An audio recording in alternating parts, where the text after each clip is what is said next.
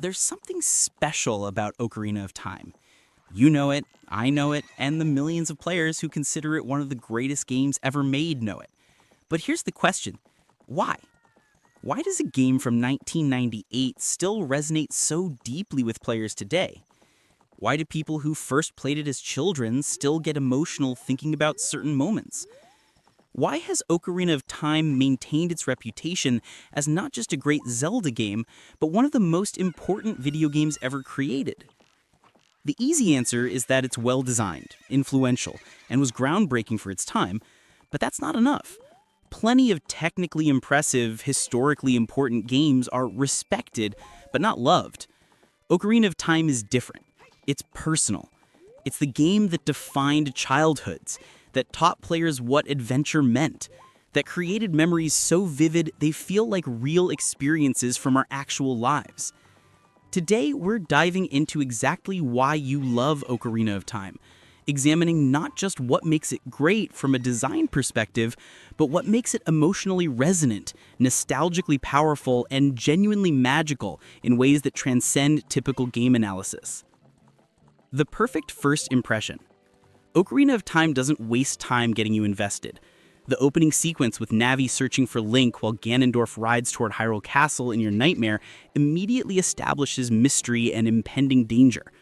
You wake up as a boy in Kokiri Forest, the only child without a fairy companion, an outsider even in your own home. Within minutes, you're told that the Great Deku Tree has summoned you, that something terrible is happening, and that you're somehow connected to events larger than yourself. This opening works because it makes you feel special while also making you feel small. Link is chosen for something important, but he's still just a kid who's never left the forest. The Kokiri village feels safe and idyllic with its gentle music, friendly NPCs, and whimsical atmosphere. But there's an underlying tension because you know something bad is coming, and you're being thrust into a world you don't fully understand. The Great Deku Tree dungeon serves as both tutorial and emotional gut punch. The game teaches you basic mechanics in a carefully designed first dungeon, but then the Deku Tree dies despite your efforts to save him. You failed. Not because you played poorly, but because you arrived too late. The curse had already taken hold, and all you could do was ease his suffering. For many players, this was their first experience with a game acknowledging failure and death in a meaningful way. Not as a game over screen, but as a narrative moment with real emotional weight. The Deku Tree's death establishes that Ocarina of Time isn't just a fun adventure. There are stakes, consequences, and sadness. This tonal balance between whimsical fantasy and genuine darkness defines the entire game, making the bright moments feel brighter and the dark moments hit harder. Time travel that actually matters. The time travel mechanic is Ocarina of Time's masterstroke. Other games had used time travel as a gimmick or plot device, but Ocarina integrated it into every aspect of gameplay and storytelling.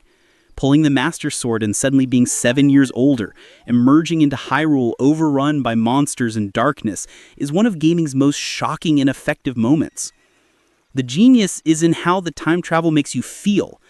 As a child, Hyrule is vibrant and alive. Castletown bustles with NPCs, the fields are peaceful, everything feels hopeful. As an adult, Castletown is empty, filled with re-deads, the fields are dangerous. The NPCs you knew as a child have either disappeared, died, or grown up into unhappy adults.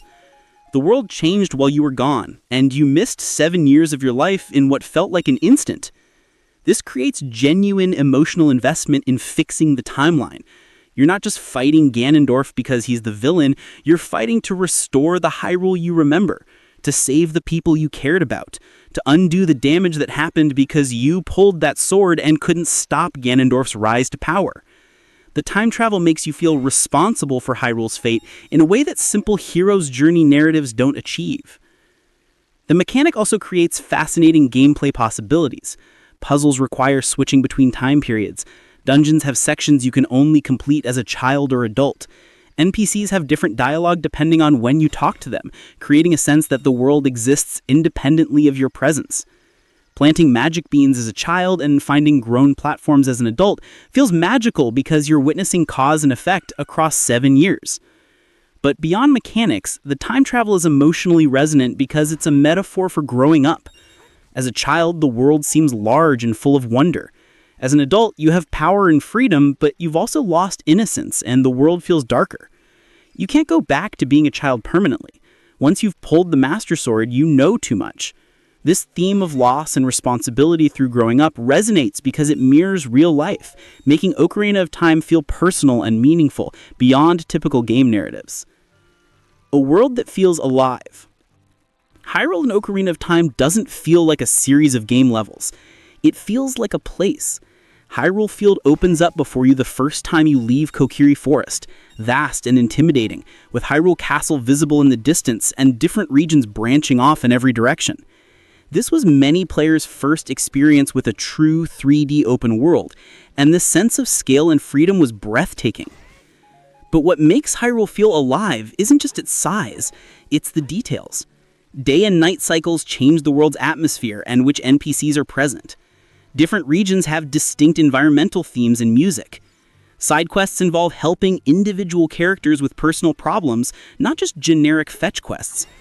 The world feels inhabited by real people with lives and concerns beyond just being quest givers. Lone Lan Ranch exemplifies this perfectly. It's not a dungeon or story-critical location, but it feels essential to Hyrule.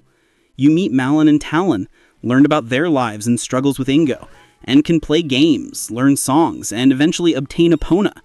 These activities don't advance the main plot significantly, but they make Hyrule feel like a real place where people live and work, not just a backdrop for your adventure.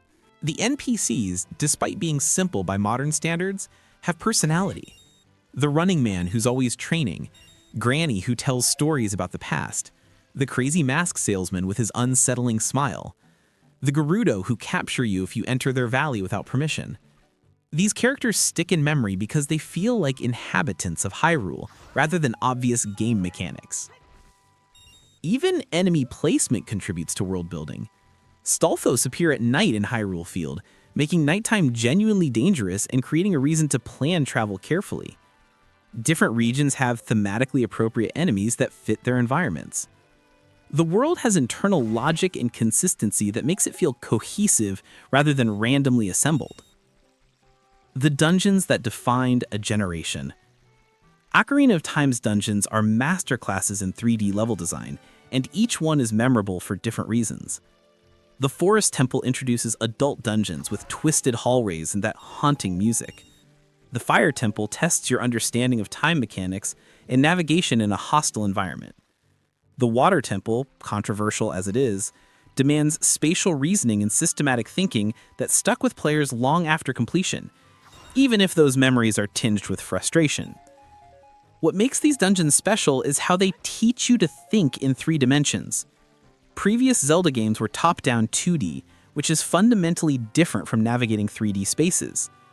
Ocarina's dungeons gradually increase in complexity, training players to visualize layouts, remember room locations, and understand how different floors connect.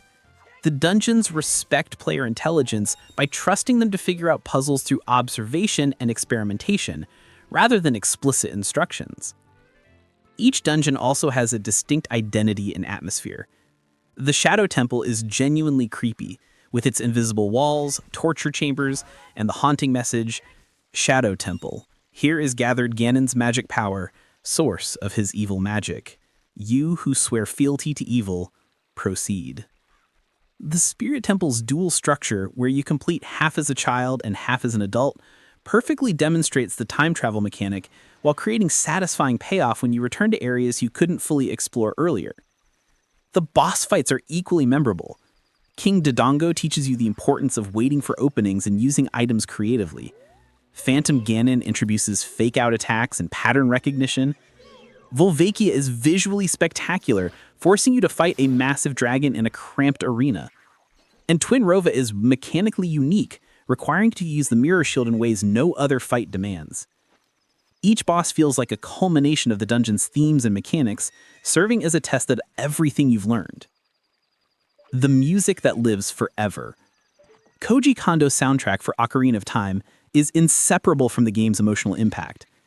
The music doesn't just accompany the action, it defines the atmosphere, enhances storytelling, and creates emotional associations that last decades.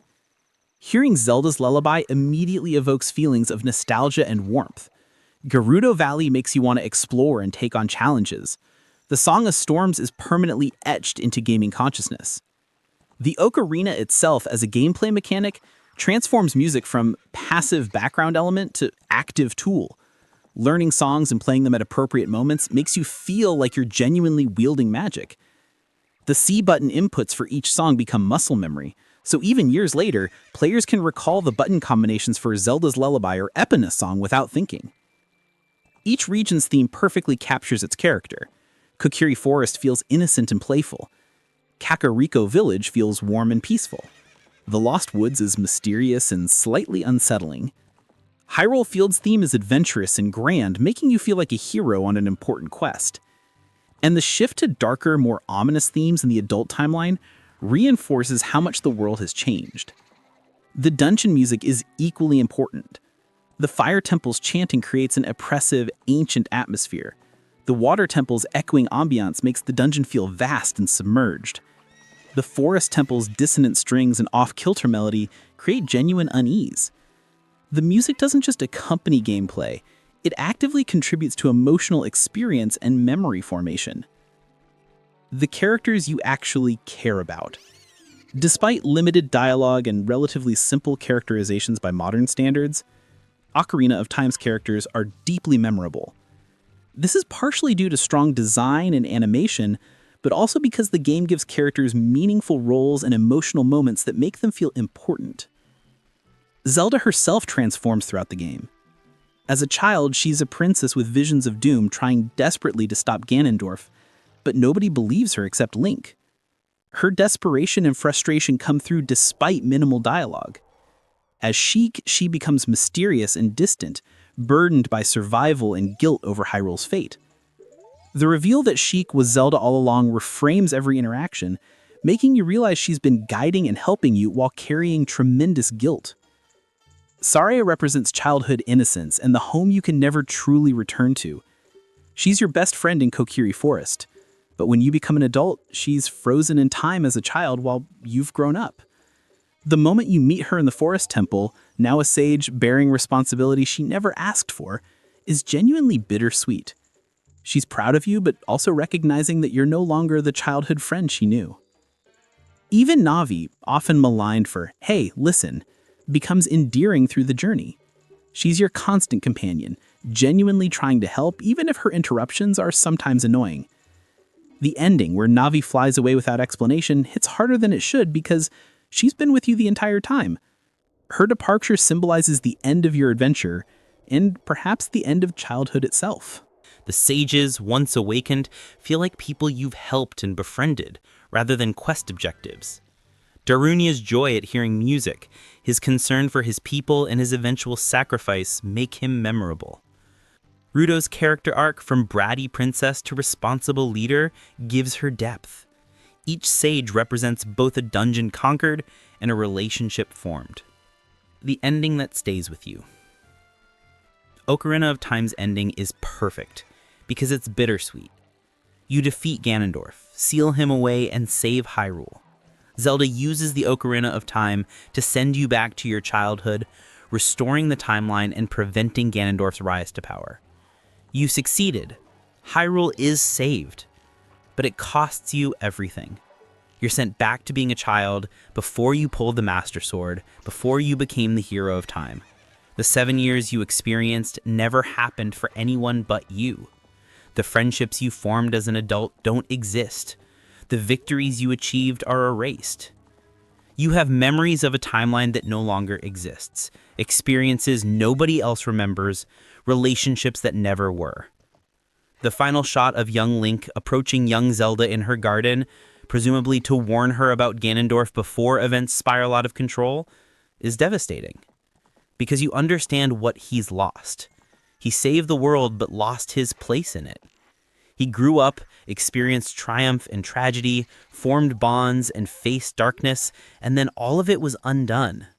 He's a hero nobody will remember, who saved a world that doesn't know it was saved.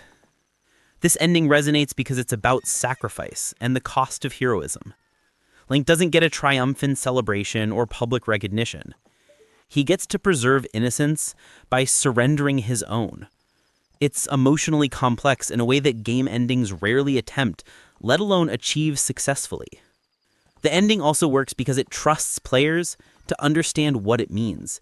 The game doesn't explain that Link remembers the adult timeline or explicitly state that he's sacrificing his experiences. It shows young Link and Zelda meeting, Navi flying away, and then credits roll. Players understand the implications because the game established its themes clearly enough that the ending naturally resolves them. Why it still matters. You love Ocarina of Time because it was formative. For many players, it was their first epic adventure, their first experience with a game that felt like a complete world rather than a series of levels. It taught lessons about growing up, responsibility, sacrifice, and loss in ways that resonated emotionally without being preachy. It trusted you to figure things out, rewarded exploration, and created moments of genuine wonder. But beyond personal nostalgia, Ocarina of Time remains genuinely excellent. The dungeon design is still smart, the world still feels cohesive, the music is still beautiful, and the emotional beats still land. Modern games have better graphics, more complex mechanics, and larger worlds, but feel have Ocarina's focused vision and emotional clarity. The game also benefits from perfect execution of its core concept. This is Zelda in 3D done exactly right, with every design decision supporting the goal of creating an epic adventure that feels personal and meaningful. There's no bloat, no unnecessary complexity, no design by committee compromises. It's a complete coherent vision realized almost perfectly. Ocarina of Time is loved because it earned that love. It gave players an adventure worth remembering, characters worth caring about, and moments worth revisiting decades later. It respected players enough to trust them with complexity, while remaining accessible enough for anyone to complete. It balanced whimsy and darkness, triumph and sacrifice, joy and melancholy in ways that created genuine emotional investment. That's why you love Ocarina of Time. Not because it's objectively the greatest game ever made, although you might argue that case. Not because nostalgia tricks you into remembering it better than it was, though nostalgia certainly enhances the experience. You love it because it gave you something genuinely special. An adventure that mattered, a world worth saving, and memories worth treasuring. And that's more than most games ever achieve.